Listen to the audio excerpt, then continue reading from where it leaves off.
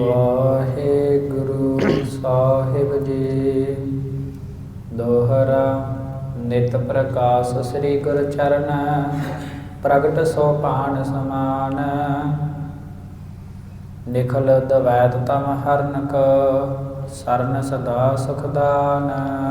ਕਵੀਰਾਜ ਭਾਈ ਸੰਤੋਖ ਸਿੰਘ ਜੀ ਅਗਲਾ ਅਧਿਆਇ ਆਰੰਭ ਕਰਨ ਤੋਂ ਪਹਿਲਾਂ ਮੰਗਲ ਉਚਾਰਨ ਕਰਦੇ ਹਨ ਕਿ ਜਿਹੜੇ ਸ੍ਰੀ ਸਤਿਗੁਰੂ ਗਰੀਬ ਨਿਵਾਜ ਜੀਆਂ ਦੇ ਚਰਨ ਹਨ,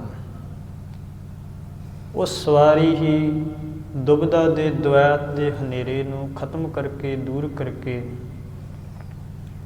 ਪ੍ਰਤੱਖ ਸੂਰਜ ਦੇ ਵਾਂਗ ਗਿਆਨ ਦਾ ਚਾਨਣ ਬਖਸ਼ ਕਰਕੇ ਗਿਆਨ ਦੇ ਸਹਿਤ ਕਰਨ ਵਾਲੇ ਹਨ, ਪ੍ਰਕਾਸ਼ਿਤ ਕਰਨ ਵਾਲੇ ਹਨ, ਹਿਰਦੇ ਨੂੰ ਪ੍ਰਕਾਸ਼ਿਤ ਕਰਨ ਵਾਲੇ ਹਨ। ਤੇ ਜਿਹੜੇ ਉਹਨਾਂ ਦੇ ਚਰਨਾਂ ਦੀ ਸ਼ਰਨ ਹੈ, ਉਹ ਸਦਾ ਹੀ ਸੁੱਖਾਂ ਦੀ ਦਾਤੀ ਹੈ, ਭਾਵ ਕਿ ਸਦਾ ਹੀ ਸੁੱਖਾਂ ਨੂੰ ਦੇਣ ਵਾਲੀ ਹੈ। ਸ੍ਰੀ ਵਾਲਾ ਸੁੰਦਰ ਵਾਚ। ਸ਼੍ਰੋਮਣੀ ਭਾਈ ਵਾਲਾ ਸੰਧੂ ਜੀ ਕਥਨ ਕਰਦੇ ਹਨ। ਅੜਿਲ ਸੁੰਦਰ ਅਦਕ ਮਸੀਤ, ਚਿਤਰ ਪਿਤ ਜਾਨੀਐ। ਉਹ ਜਿਹੜੀ ਮਸੀਤ ਹੈ, ਜਿਸ ਮਸੀਤ ਦੇ ਅੰਦਰ ਸਤਿਗੁਰੂ ਗਰੀਬ ਨਿਵਾਜ ਜੀਆਂ ਨੇ ਨਮਾਜ਼ ਪੜ੍ਹਨੀ ਹੈ, ਕਵੀ ਜੀ ਬਿਆਨ ਕਰਦੇ ਨੇ ਕਿ ਉਹ ਜਿਹੜੀ ਮਸੀਤ ਹੈ ਬੜੀ ਹੀ ਸੁੰਦਰ ਬਣੀ ਹੋਈ ਹੈ, ਤੇ ਉਸ ਮਸੀਤ ਦੇ ਅੰਦਰ ਬੜੇ ਹੀ ਸੁੰਦਰ ਚਿੱਤਰ ਆਦਿਕ ਬਣੇ ਹੋਏ ਹਨ। ਬੜੀ ਸੁੰਦਰ ਮੀਨਾਕਾਰੀ ਕੀਤੀ ਹੈ, ਚਿੱਤਰਕਾਰੀ ਕੰਧਾਂ ਦੇ ਉੱਪਰ ਕੀਤੀ ਹੋਈ ਹੈ। ਜਾਮੇ ਕਰ ਜਹ ਲਿਖਿਐ, ਦਿਵਤ ਪਹਿਚਾਨੀਐ। ਤੇ ਜਿਹੜਾ ਸੋਨੇ ਦੇ ਅੱਖਰਾਂ ਦੇ ਨਾਲ ਲਿਖਿਆ ਹੋਇਆ ਹੈ, ਉਹ ਬੜਾ ਹੀ ਪ੍ਰਗਟ ਹੁੰਦਾ ਹੈ, ਬੜਾ ਪ੍ਰਕਾਸ਼ ਦਾ ਹੈ, ਉਹ ਬੜਾ ਜਿਹੜਾ ਲਿਖਿਆ ਹੈ ਚਮਕਦਾ ਹੈ। ਤਹਾ ਜਾਏ ਪਾਠਾਂਡ ਜੋ, ਖਾਨ ਪਾਣ ਸੋ।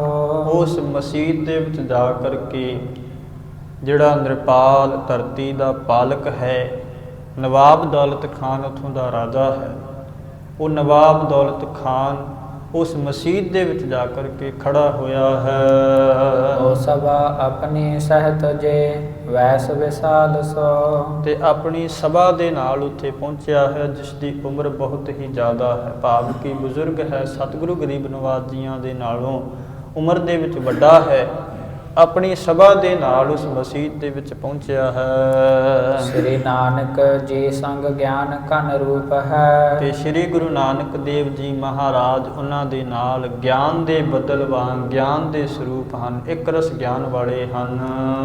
ਵਿਕਸਿਆ ਕਮਲ ਵਿਸਾਲ, ਸੋ ਬਦਨ ਅਨੂਪ ਹੈ। ਜਿਵੇਂ ਕਮਲ ਖਿੜਿਆ ਹੁੰਦਾ ਬੜਾ ਸੁੰਦਰ ਲੱਗਦਾ ਹੈ, ਇਸੇ ਪ੍ਰਕਾਰ ਸਤਿਗੁਰੂ ਗਰੀਬ ਨਿਵਾਜ ਜੀਆਂ ਦਾ ਚਿਹਰਾ ਬੜਾ ਖਿੜਿਆ ਹੋਇਆ ਹੈ, ਤੇਜ ਪ੍ਰਤਾਪ ਦੇ ਸਹਿਤ ਹੈ। ਹਰਕ ਸੋਗ ਜਿਨ ਨਹੀਂ, ਅੰਧ ਹੈ ਏਕ ਰਸ। ਜਿਨ੍ਹਾਂ ਨੂੰ ਹਰਖ ਨਹੀਂ ਹੈ, ਸ਼ੋਕ ਨਹੀਂ ਹੈ, ਸਦਾ ਹੀ ਇੱਕ ਰਸ, ਇੱਕ ਆਨੰਦ ਦੇ ਵਿੱਚ ਰਹਿਣ ਵਾਲੇ ਹਨ। ਠਾਂਡੇ ਨਿਰਪ ਕੇ ਨਿਕਟ, ਬਤਾਵਨ ਸਮਗ ਤਿਸ। ਹੁਣ ਉਸ ਨਿਰਪ ਨੂੰ, ਨਵਾਬ ਦੌਲਤ ਖਾਨ ਨੂੰ ਸਮੱਤ ਦੇਣ ਵਾਸਤੇ ਸਤਿਗੁਰੂ ਸ੍ਰੀ ਗੁਰੂ ਨਾਨਕ ਦੇਵ ਮਹਾਰਾਜ ਉਸ ਨਵਾਬ ਦੌਲਤ ਖਾਨ ਦੇ ਪਾਸ ਮਸਜਿਦ ਦੇ ਵਿੱਚ, ਮਸੀਤ ਦੇ ਵਿੱਚ ਖੜੇ ਹਨ। ਦੋਹਰਾ। ਹਿੰਦੂ ਕੋਇ ਨਾ ਕਹਿ ਸਕੇ, ਤੁਰਕਨ ਤੇਜ ਵਿਸਾਲ। ਹਿੰਦੂ ਕੋਈ ਨਾ ਕਹਿ ਸਕੈ, ਤੁਰਕਨ ਤੇਜ ਵਿਸਾਲ। ਕਵੀਰਾਜ ਭਾਈ ਸੰਤੋਖ ਸਿੰਘ ਜੀ ਬਿਆਨ ਕਰਦੇ ਹਨ ਕਿ ਤੁਰਕਾਂ ਦੇ ਰਾਜੇ ਦਾ ਇਤਨਾ ਪ੍ਰਭਾਵ ਹੈ, ਭਾਵ ਨਵਾਬ ਦਾ ਇਤਨਾ ਪ੍ਰਭਾਵ ਹੈ ਕਿ ਉੱਥੇ ਕੋਈ ਹਿੰਦੂ ਨਹੀਂ ਕਹਿ ਸਕਦਾ, ਕੋਈ ਬੋਲ ਨਹੀਂ ਸਕਦਾ ਹਿੰਦੂ। ਪਰਮੇਸ਼ਰ ਪਤ ਰਾਖੈ, ਸਿਮਰਹਿ ਦੀਨ ਦਿਆਲ। ਤੇ ਇਤਨੀ ਕਿਸੇ ਦੇ ਅੰਦਰ ਜ਼ਰੂਰਤ ਨਹੀਂ ਹੈ ਕਿ ਨਵਾਬ ਦੇ ਨਾਲ ਗੱਲ ਕਰ ਸਕਣ, ਉਸ ਨੂੰ ਸਮਝਾ ਸਕਣ। ਤੇ ਆਪਣੇ ਹਿਰਦੇ ਦੇ ਅੰਦਰ ਡਰ ਦੇ ਮਾਰੇ ਸਾਰੇ ਹੀ ਅਕਾਲ ਪੁਰਖ ਪਰਮੇਸ਼ਰ ਨੂੰ ਚੇਤੇ ਕਰਦੇ ਹਨ, ਸਿਮਰਦੇ ਹਨ ਕਿ ਹੁਣ ਪਰਮੇਸ਼ਰ ਹੀ ਸਾਡੀ ਪੱਤ ਰੱਖ ਸਕਦਾ ਹੈ, ਪਰਮੇਸ਼ਰ ਹੀ ਸਾਡੀ ਇੱਜ਼ਤ ਰੱਖ ਸਕਦਾ ਹੈ। ਅੜਿਲ ਕਾਜੀ ਬਹਰ ਨਿਵਾਬ ਨੀਰ, ਲੇਕਰ ਤਬੈ। ਤੇ ਫੇਰ ਕਾਜੀ ਨੇ ਤੇ ਨਵਾਬ ਸਾਹਿਬ ਨੇ ਪਾਣੀ ਲੈ ਕਰਕੇ ਕਰ ਅਰ ਚਰਨ ਪਖਾਰ, ਕਰਿਓ ਸੁਧ ਤਨ ਸਵੈ। ਮਹਾਰਾਜ ਸਾਹਿਬ ਜੀਆਂ ਦੇ ਤੇ ਆਪਣੇ ਹੱਥ ਪੈਰ ਧੋ ਕਰਕੇ ਮੂੰਹ ਹੱਥ ਧੋ ਕਰਕੇ 5 ਇਸ਼ਨਾਨਾਂ ਕਰਵਾ ਕਰਕੇ ਸਾਰੇ ਸਰੀਰ ਨੂੰ ਪਵਿੱਤਰ ਕੀਤਾ ਹੈ। ਠਾਂਡੇ ਦੋਨੋਂ ਹੋਏ ਬਗਨ ਪਚ ਸਮ ਦਿਸਾ। ਤੇ ਫਿਰ ਦੋਵੇਂ ਹੀ ਨਵਾਬ ਸਾਹਿਬ ਤੇ ਕਾਜੀ ਦੋਵੇਂ ਹੀ ਪੱਛਮ ਦਿਸ਼ਾ ਵੱਲ ਸਿਰ ਕਰਕੇ ਪੱਛਮ ਦਿਸ਼ਾ ਦੇ ਵੱਲ ਘੁੰਮ ਕਰਕੇ ਖੜੇ ਹੋ ਗਏ ਹਨ। ਹੋ ਕਰ ਧਰ ਜਾਨੂ ਕਾਨ ਨਿਵੈ ਪੁਨ ਪੁਨ ਰਸਾ। ਵਾਰ-ਵਾਰ ਧਰਤੀ ਦੇ ਉੱਪਰ ਗੋਡੇ ਟੇਕੇ ਹੋਏ ਹਨ ਤੇ ਆਪਣੇ ਹੱਥਾਂ ਨੂੰ ਗੋਡਿਆਂ ਨੂੰ ਲਾਉਂਦੇ ਹਨ, ਕੰਨਾਂ ਨੂੰ ਲਾਉਣਾ ਕਰਦੇ ਨੇ ਤੇ ਫਿਰ ਆਪਣੇ ਸੀਸ ਨੂੰ ਜਿਵੇਂ ਨਮਾਜ਼ ਪੜ੍ਹਦੇ ਨੇ ਨਮਾਜ਼ ਅਦਾ ਕਰਦੇ ਹਨ ਉਸ ਤਰੀਕੇ ਦੇ ਨਾਲ ਧਰਤੀ ਦੇ ਉੱਪਰ ਸੀਸ ਝੁਕਾਉਣਾ ਕਰਦੇ ਹਨ ਪੱਛਮ ਦਿਸ਼ਾ ਵੱਲ ਨੂੰ।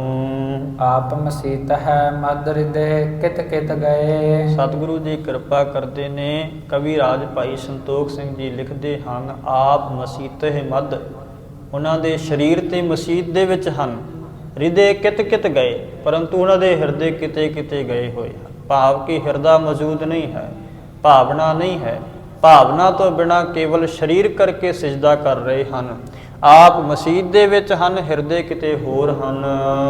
ਧਰ ਪਰ ਧਰ ਸਿਰ ਉਠਤ ਬਾਰ ਬਹੋ ਬਨੀਏ। ਤੇ ਵਾਰ-ਵਾਰ ਧਰਤੀ ਦੇ ਉੱਪਰ ਸੀਸ ਧਰ ਕੇ ਉੱਠਦੇ ਹਨ, ਵਾਰ-ਵਾਰ ਨਿਵਦੇ ਹਨ, ਝੁਕਦੇ ਹਨ, ਸਿਜਦਾ ਕਰਦੇ ਹਨ। ਕਰ ਕੈ ਪੂਰ ਨਿਵਾਜ ਸੋ ਨਾਨਕ ਸੋ ਕਹੇ। ਆਪਣੀ ਨਮਾਜ਼ ਪੂਰੀ ਕਰਕੇ ਤੇ ਸ੍ਰੀ ਨਾਨਕ ਦੇਵ ਮਹਾਰਾਜ ਸਾਹਿਬ ਜੀਆਂ ਨੂੰ ਕਹਿਣ ਲੱਗੇ ਹਨ ਓ ਠਾਡ ਕਿਉ ਤੁਮ ਰਹੇ ਨਾ ਡਰ ਉਰ ਮੈਂ ਅਹੇ। ਤੁਸੀਂ ਠਾਂਡੇ ਕਿਉਂ ਰਹੇ, ਤੁਸੀਂ ਖੜੇ ਕਿਉਂ ਰਹੇ, ਨਮਾਜ਼ ਨਹੀਂ ਅਦਾ ਕੀਤੀ ਹੈ। ਤੁਹਾਡੇ ਹਿਰਦੇ ਦੇ ਵਿੱਚ ਡਰ ਨਹੀਂ ਹੈ ਨਵਾਬ ਸਾਹਿਬ ਦਾ। ਨਾਨਕ ਆਨਨ ਭਨੈ ਖਾਨ ਕਾਨ ਕੰਨ ਹੈ ਸੁਨੋ। ਤੇ ਮਹਾਰਾਜ ਸਾਹਿਬ ਜੀ ਆਪਣੇ ਮੁਖਾਰ ਬਿੰਦ ਤੋਂ ਪਾਵਨ ਬਚਨ ਉਚਾਰਨ ਕਰਦੇ ਕਹਿਣ ਲੱਗੇ ਨਵਾਬ ਸਾਹਿਬ ਕਾਜੀ ਸਾਹਿਬ ਆਪਣੇ ਕੰਨਾਂ ਦੇ ਵਿੱਚ ਆਪ ਜੀ ਸੁਣਨਾ ਕਰੋ।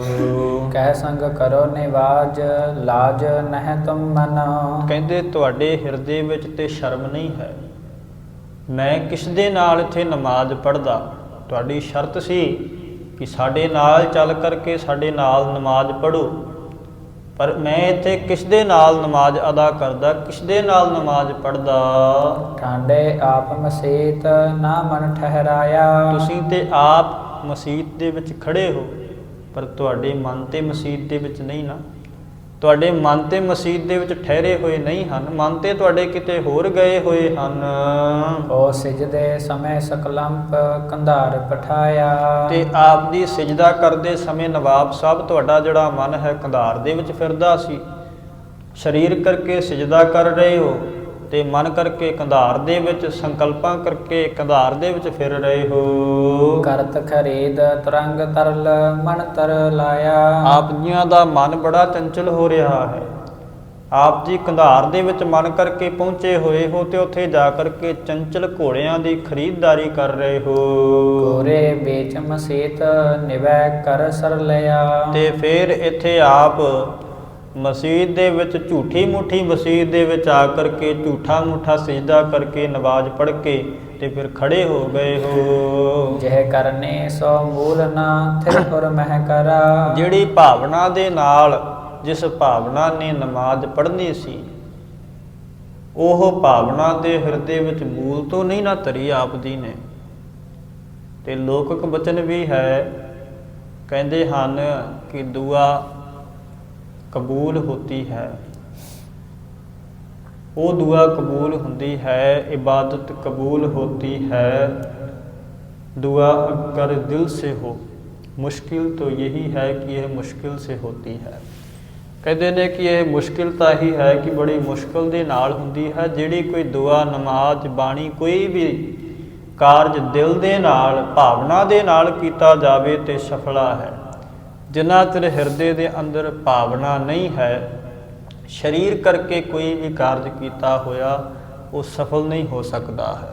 आप जियां दा मन ते कंधार दे विच फिर रहा है ते इत्थे झूठी मूठी मसीत दे विच आ करके झूठ मूठ दा सिजदा करके ही आप दी नमाज अदा करके ते खड़े हो गए। जानदा नहीं है ते अनजान काजी अपने कीते दे उपर अपने दे उपर अपने मन दे उपर पर्दा पाउणा चाहुंदा है कि मैं इन्हां नूं इस तरह कह करके भरमा दियां ਤੇ ਜਿਹੜਾ ਕਾਜ਼ੀ ਨਵਾਬ ਹੈ ਉਹ ਨਵਾਬ ਇਹਨਾਂ ਦੇ ਇਸ ਝੂਠ ਨੂੰ ਜਾਣ ਲਵੇਗਾ।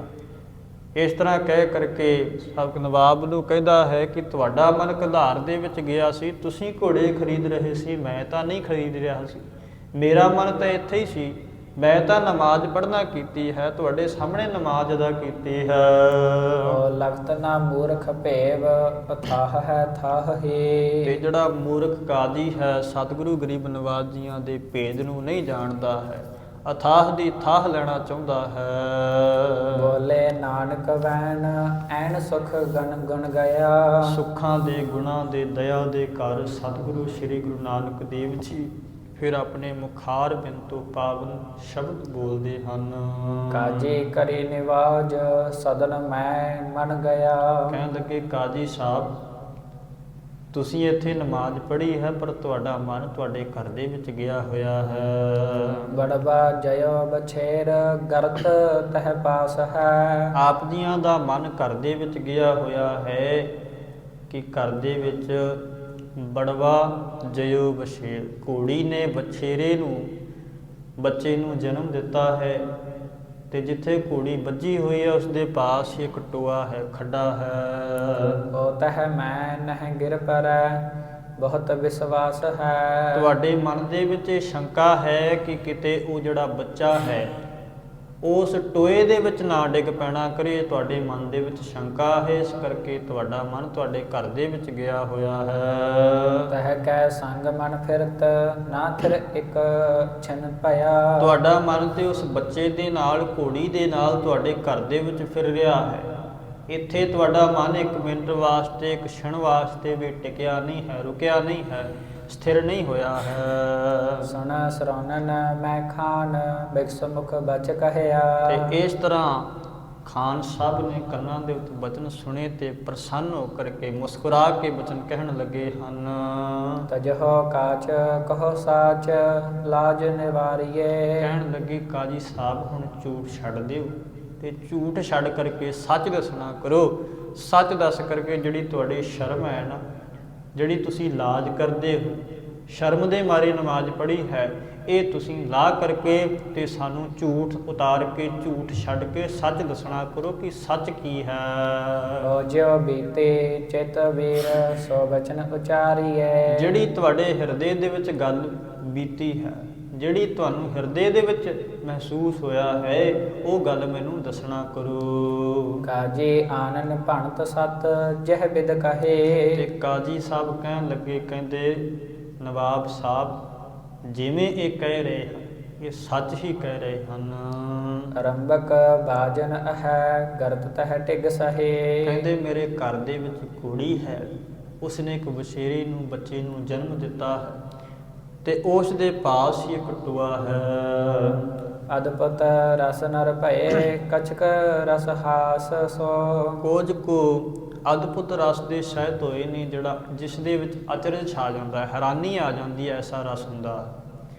ਤੇ ਕੁਝ ਕੁ ਮਨੁੱਖ ਜਿਹੜੇ ਹਨ ਹਾਸ ਰਸ ਦੇ ਸਹਿਤ ਹੋਏ ਨੇ, ਭਾਵ ਕਿ ਜਿੱਥੇ ਕੋਈ ਗੱਲ ਹੋਵੇ ਤੇ ਇੱਕਦਮ ਹਾਸਾ ਆ ਜਾਂਦਾ ਹੈ, ਐਸਾ ਹਾਸ ਰਸ ਹੁੰਦਾ ਹੈ। ਕੁਝ ਕੁ ਮਨੁੱਖ ਉੱਥੇ ਹੈਰਾਨੀ ਦੇ ਸਹਿਤ ਹੋਏ ਨੇ ਤੇ ਕੁਝ ਕੁ ਹੱਸਣ ਲੱਗੇ ਹਨ।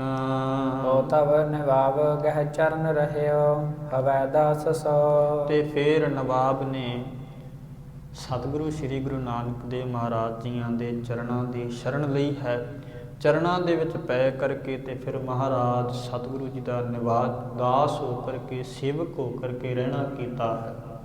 ਹੁਣ ਜਿਵੇਂ ਅੱਗੇ ਸਤਿਗੁਰੂ ਗਰੀਬ ਨਵਾਜ ਨਵਾਬ ਦੌਲਤ ਖਾਨ ਨੂੰ ਉਪਦੇਸ਼ ਦੀ ਬਖਸ਼ਿਸ਼ ਕਰਦੇ ਹਨ, ਜਿਵੇਂ ਨਵਾਬ ਸਾਹਿਬ, ਕਾਜ਼ੀ ਸਾਹਿਬ ਸਤਿਗੁਰੂ ਗਰੀਬ ਨਵਾਜ ਜੀਆਂ ਦੇ ਸਿੱਖ ਬਣਦੇ ਹਨ, ਉਪਦੇਸ਼ ਲੈਂਦੇ ਹਨ, ਉਹ ਸਾਰੀ ਕਥਾ ਵਿਚਾਰ ਆਉਣ ਵਾਲੇ ਪ੍ਰਸੰਗਾਂ ਦੇ ਅੰਦਰ ਸਰਵਣ ਕਰਾਂਗੇ। ਸਤਿਗੁਰੂ ਗਰੀਬ ਨਵਾਜ ਕਿਰਪਾ ਕਰਨ। ਇੱਥੋਂ ਤੱਕ ਪਾਵਨ ਗੁਰ ਇਤਿਹਾਸ ਦੀ ਕਥਾ ਵਿਚਾਰ ਕਰਦਿਆਂ ਹੋਈਆਂ ਬੇਅੰਤ ਪ੍ਰਕਾਰ ਦੀਆਂ ਭੁੱਲਾਂ ਚੁੱਕਾਂ ਦੇ ਖਿਮਾ ਅਗਾਹਾਂ ਤੋਂ ਸਤਿਗੁਰੂ ਜੀ ਸਮਤ ਬਖਸ਼ਣ ਜੀ। ਅਦਪਤ ਰਸ ਨਰ ਭਏ ਕਛਕ ਰਸ ਹਾਸ ਸੋ। ਹੋ ਤਬ ਨਿਵਾਵ ਗਹਿ ਚਰਨ ਰਹਿਓ ਅਵੈ ਦਾਸ ਸੋ। ਆਏ ਪ੍ਰਭ ਸਰਣਾਗਤੀ ਕਿਰਪਾ ਨਿਧ ਦਇਆਲ। ਏਕ ਅੱਖਰ ਹਰ ਮਨ ਬਸਤ ਨਾਨਕ ਹੋਤ ਨਿਹਾਲ। ਵਾਹਿਗੁਰੂ ਜੀ ਕਾ ਖਾਲਸਾ ਵਾਹਿਗੁਰੂ ਜੀ ਕੀ ਫਤਿਹ। ਅਰਦਾਸ ਹਮਾਰੇ ਜਿਉ ਪਿੰਡ ਸਭ ਬੰਦ ਕਰਦੇ ਆ ਕੇ। ਨਾਨਕ ਸਭ ਤੇਰੀ ਵਡਿਆਈ।